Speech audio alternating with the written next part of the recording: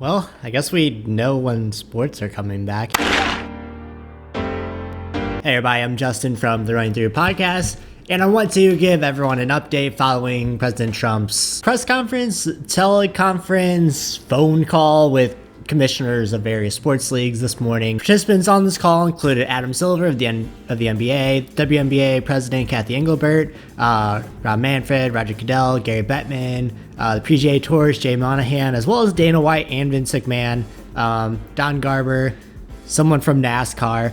So the important things is that there's no NCAA, no Olympic sports on the call. However, I don't think that changes much. What we do know is that now they've kind of agreed that sports will start in August or September as far as when they can hold competitions. As far as kind of what I focus on, I'm going to focus on the track and field aspect of it. However, that's good to know. Now we have a date. We have a date of when we know live sports is going to come back. Obviously, that's under the assumption that we get the pandemic under control, which is a big assumption to make at this point in time. However, if we are under the assumption that, let's say, August 1st is the day we can start competitions, that means that USATF needs to act yesterday on announcing that the championships will be postponed. If they are going to hold it in the fall, which from what I think they will, they've had talks with athletes about holding a championship and what that would look like.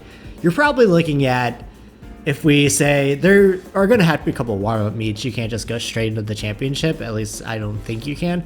So I would say probably August, give a 6-week competition period. So say mid-August would be when the racing starts, or when the championship starts. Mid-September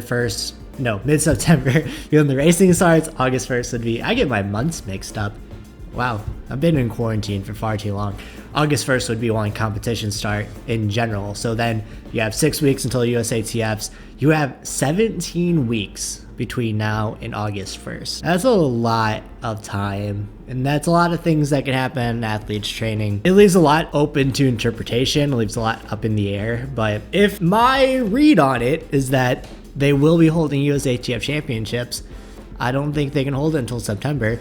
And in September, it's going to be a heavy slate. That's also going to be when all the fall marathons or spring and fall marathons will be held. Is that August, September, October, November kind of timetable. So you're also going to be looking at athletes who won't be able to race as much on the track as they may have wanted. Some tough decisions from, say, Molly Huddle or Emily Sisson on what they're going to do. If they would rather run a marathon or try their hand in the 10K or 5K. It's going to make things interesting. And as always, I love to think of sports as just total out of control anarchy. So this kind of lends more to that credence. Everything's going to come at you fast and hard. But until then, 17 weeks is a long time to go without live sports. So everyone hold in there. Obviously, sports aren't what we need to worry about right now. That's not the main focus of discussion in a global pandemic.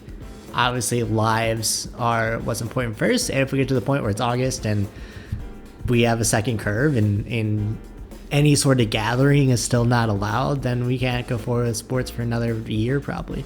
But maybe this gives you something to look forward to and something to escape into, which I think can be important sometimes too. So in the meantime, that's it for my video today. Hopefully you guys like it. If you want to see more things like this, I also am going to I post videos of the podcast. I post kind of some narrative videos. I'm going to be doing some more stuff this week. So give me a subscribe if you like it. And as always, keep working hard.